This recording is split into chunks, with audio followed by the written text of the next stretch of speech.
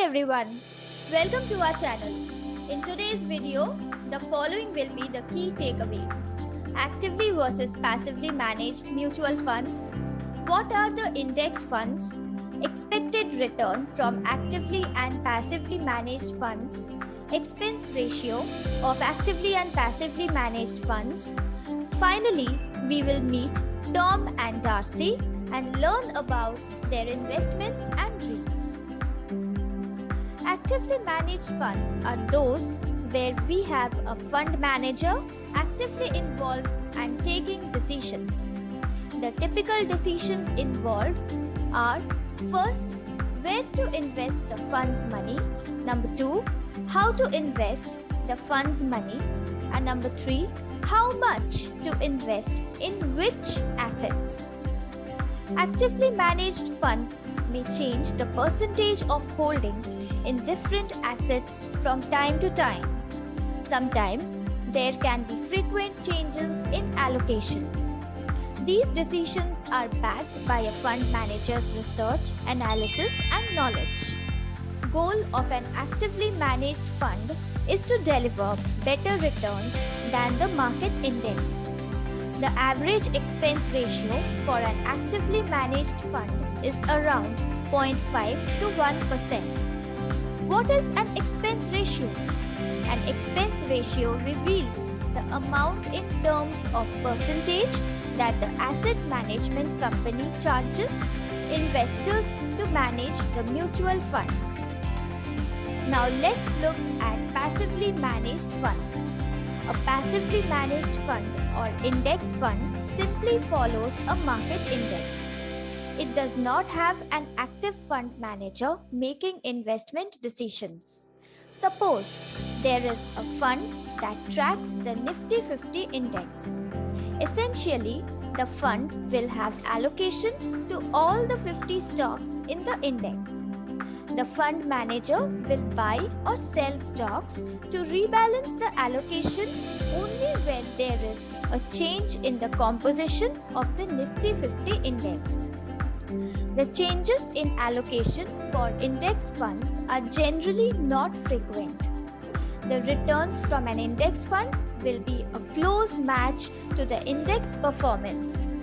It means that if the Nifty 50 index has given a return of 10% in the last 1 year, the fund will also give a return which is close to 10%.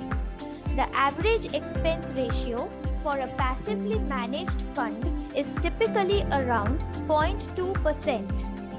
Now, you can do the comparison here with an actively managed fund. An investor should always look into the composition of the funds and the expense ratio before investing. Now let us understand with some examples. Tom puts his money in a fund that tracks the Nifty 50 index. His fund is a passively managed index fund. The expense ratio for the funds is 0.22%. Tom's fund is guaranteed to imitate the performance of the Nifty 50 index. When Tom turned on the news and the anchor announced that the Nifty 50 rose to 4% today, Tom knew that this money did just about the same thing. Similarly, when he hears that the Nifty 50 fell 5%, he knows that his money did just about the same. Tom also knows that the expense ratio is less for the fund and it will not make a huge impact on his returns. Tom understands there will be some very slight variations between the performance of his fund and the Nifty 50 because it's nearly impossible to track something perfectly. But those tiny variations won't be significant, and as far as Tom is concerned, his portfolio is imitating the Nifty 50. Actively managed funds. Darcy puts her money in an actively managed mutual fund. She puts an expense ratio of 1% for the fund. Darcy's actively managed fund buys and sells all kinds of stocks like banking stocks, technology stocks, real estate stocks, and auto manufacturing stocks. Her fund manager studies industries and companies and makes buy and sell decisions based on their predictions of those companies' performance statistics. Darcy knows that she is paying almost 1% to those fund managers, which is significantly more than Tom is paying. She also knows that her fund won't track the Nifty 50. A news anchor announced that the Nifty 50 rose to 2% today, but Darcy can't draw any conclusions about what her money did. Her fund might have risen or fallen.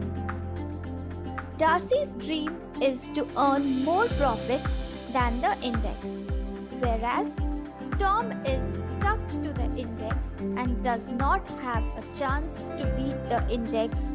Darcy has a chance of beating the index here. Now we have an idea how the two different funds operate. Hope this will help you in your investment journey.